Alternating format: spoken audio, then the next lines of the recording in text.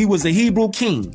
Even the word Hebrew is derived from combining two Egyptian gods, Hathor, the mother of Mary, and Heru, the son Heru, hero, Christ, to create the word Hebrew, which later became Hebrew. All lies will be exposed. That's all. And anyone who takes that the wrong. Hey, Shalom, this is your brother Yawanathon. First and foremost, I want to give all praises to the Most High, Yahweh, Bahashim, Yahushai, Bahashim, Rakaha Kodash. I want to give double honors to the apostles and the elders of Great Millstone. I want to say Shalom to all the brothers and, of course, the few sisters who are pursuing this truth in sincerity. All right, may the blessing of election be upon your house today. I ran that clip for you all, and I want to address the term more. Now, this conversation always comes up on a regular basis. The Egyptian, the Egyptology community and movement, they're dead unless they can attach themselves to this truth. All right? Because in Egyptology, and I'm going to get into this later in the lesson, but they don't have any prophecy. They can't point out in the world today and the things that are taking place and say, oh, see, it says it here in our text, and this is how it's going to play out. They can't do that. We can. All right, but many of our people, they cling on to, that Hamitic culture, and that's what it is, okay, which is a line they're not even from. You go to the Bible dictionary, it'll tell you that Ham is the progenitor of the dark races, but not the Negroes, okay? And in truth, especially going back during that time, all the nations had pigment, okay? Cain was the first person that, his pigment was stripped from him. And then after the flood, you had Esau, who came back on the scene whose pigment was stripped, all right, a clean leper. So let's go look at the history of Ham briefly, all right? After the flood, you had Noah and his three sons, Ham, Shem, and Japheth, okay? The Africans come out of that seed of Ham. And let's see if the Lord was dealing with them before they even had the Egyptian god mythos and that whole infrastructure. That was the God of the Bible. You understand? Now, the scriptures, the Torah was written down during Moses' time, but before that, it was by word of mouth. Even going back unto Adam, it was by word of mouth. That's why during Adam's time, his sons were doing what? They were doing sacrifices. They had the instructions on how to do a proper sacrifice. And Cain's sacrifice was improper. Okay? But let's go to Genesis, the 9th chapter, and the 22nd verse. Let's get some history on Ham here before we get started. It says, and Ham, the father of Canaan, right, the land of Canaan, right, saw the nakedness of his father and told his two brethren without. So Ham, he looked upon his father's nakedness. And that sounds like the African. They freaky. And everybody that dies into that Africanism, man, they on some nasty, freaky, freaky tip. What's the dude? Nature Boy just got sentenced to life. He was on that kind of tip, man. Genesis 9:23, it says, and Shem and Japheth took a garment, and Shem, all right, that's what these devils, they get the term Semitic. Go back to Genesis. And Shem, that's way before the tribe of Judah. Okay, now the tribe of Judah, you can trace their line back to Shem. But there's many other nations that come out of Shem. Edomites come out of Shem as well. You have Hebrew Edomites as well as Hebrew Israelites. There's these people, they don't know the scriptures actually. They just know the rhetoric they were told in the church, so they want to have a resistance to the scriptures as a whole when they never really read it themselves, or it's never been broken down to them in full. All right, Genesis 9:23. And Shem and Japheth took a garment and laid it upon both their shoulders and went backwards so that they couldn't see their father's nakedness, right? When he was drunk on the boat, on the ark. And covered the nakedness of their father, and their faces were backward, and they saw not their father's nakedness. And Noah awoke from his wine and knew what his younger son had done unto him, talking about Ham, man. And he said, cursed be Canaan, right, which was Ham's son, a servant of servants shall he be unto his brethren. So the destiny for these Hamites, for these Africans, they're going to be a servant of servants. They're going to be at the bottom. After Esau's put out of the earth, Ham is going to be low, bro. in the earth. And he said, blessed be the Lord God of Shem. So the Lord was dealing with Shem. When you talk about the promises and the family of people that the Lord is dealing with, from the beginning of the book, there's a line traced. You'll have a man and he'll have sons, multiple sons, but the Lord will continue that promise through a specific son, all the way down to Jacob, which, whose name was changed to Israel. All right, verse 25. And he said, cursed be Canaan, a servant of servants shall he be unto his brethren. And he said, blessed be the Lord God of Shem, and Canaan shall be his servant. So our people want to cling unto these people who are destined to be servants, according to prophecy. God shall enlarge Japheth, and he shall dwell in the tents of Shem. So even Japheth is underneath the umbrella of Shem, man, when it comes to status, how things are going to be established. And Canaan shall be his servant, a servant of servants. Okay? And in that video clip, you got to ask yourself, what book was that guy reading from? Was it divinely inspired? Does it have prophecy in it? No, of course not. Let's go to Ephesians 4:13. It says, till we all come in unity of faith and of knowledge, and the Son of God unto a perfect man, unto the measure of stature in the fullness of the Mashiach. Verse 14, the point, that we henceforth be no more children, tossed to and fro, and carried away with every wind of doctrine. And this is just another wind of doctrine that people cling unto. By the sleight of men and cunning craftiness, whereby they lie in wait to deceive. There's no instructions on how to receive salvation or immortality. There, you can't look out into the earth using the Dead Sea Scrolls or the hieroglyphs and say, oh, this is what's going to happen next, and this is how we're supposed to adjust towards it. This is what we are to look for. This is what we're supposed to be against.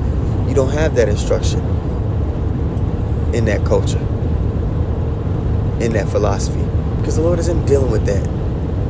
Okay? And the gods of Egypt, were not they humbled? Were not they broken down during the time of Moses? All those fake gods that people believed in that weren't real, that god of water that they worship, what did the Lord do? He turned the Nile into blood. Their agricultural gods, what? He had the locusts come in and eat it up. The Ra, the sun god, what? He put complete darkness over Egypt to where people couldn't see their hand in front of their face. He completely showed that, no, I have dominion over all of these things. The gods of Egypt are no gods. Okay? Let's go to Revelation 1:3. It says, blessed is he that readeth, and they that hear the words of this prophecy, this book. Okay? These words that were divinely inspired, and we have the proof because we can see the things happening in earth. And keep those things which are written therein, for the time is at hand. Okay? So what came first? Hebrews or Moors? Because he used that term. And the Moors were just, Israelites. They had a little bit of knowledge and understanding, but they were being niggas too. Okay? And they were prominent during the time of the Dark Ages, which you don't learn about, which is kind of shrouded in mystery because this devil, he's hiding, he tries to hide and push back all that history. Okay? But our people were ruling in Europe during that time for a period of 1,000 years after the Roman Empire fell. Then you had the Holy Roman Empire during the Dark Ages that came up, which our people were ruling in. Okay? Which it was nothing holy about it. But you get the term Hebrew. Okay? It goes back to Abraham's forefather, Eber. Okay? And you could find that in Genesis, the 10th chapter, 21 through 25, the 11th chapter, 14 through 17. So Eber, okay, is the progenitor of the Hebrew people. Okay, let's go look up that word. We're going to go to Genesis, the 14th chapter.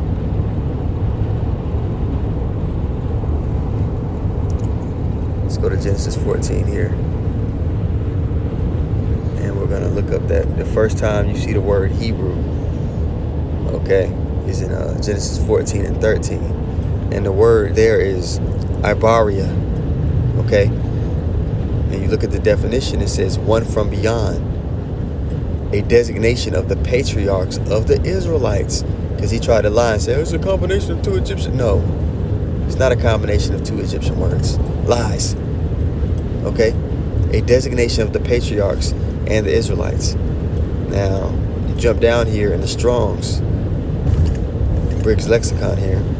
It says, used to distinguish Israel from foreigners, one from beyond, from the other side, from beyond the Euphrates. So that was a term used to distinguish them from the Egyptians, because they're two different people. Okay? The Lord does put a difference between the Egyptians and Israel. The scriptures tell you that as well. Why? Because they're both dark people, but they're completely different seed lines. Okay? Yeah, Hebrew. One from beyond, one who has crossed over. All right, and that's twofold, because not only did Abraham leave his homeland and cross over, all right, but he crossed over into that relationship with Yahweh. All right, but in all, back to the first point I made in the beginning of the lesson, prophecy trumps all the wine of the earth, and I'm saying wine of the earth in the sense that it's used in Habakkuk 2, all right, 2 and 5, meaning a philosophy or a way that's pushed. And this is just another wine that's pushed in the earth that, you know, has no real fruit, that there's no life in it, which is why they have to always address us. They can't just sit over there and do their own thing and talk about the matters and what they're going to do. They got to deal with us for them to get any attention, any traffic. Okay? So, yeah, we can measure the time through the scriptures. And let's go to, I'm gonna read that too in 2nd Ezra, the 9th chapter. But at first I want to go to Sirach 39 and 1. It says, but he that giveth his mind to the law of the Most High, and is occupied in the meditation thereof, will seek out the wisdom of all the ancient, and be occupied in prophecies. So my question to the guy when he put that video up, everybody went into in the comment boards, it was like, no, that's a lie. That Eber is the progenitor of the Hebrew people. It clearly states it. The timelines even match up. All of that. You know? People were saying in the comments, and he was like, oh, you guys in your crayon doctrine. Dude, we're reading out of the scriptures, which all the cultures of the world reference the scriptures. All the history of the world is actually within the Bible. All the kingdoms that have ruled, you could go to Daniel the 7th chapter and it breaks it down. World War II, 3, 1, all of it's spoken about in the scriptures. What does your text speak about? It doesn't speak of, there's no life in it.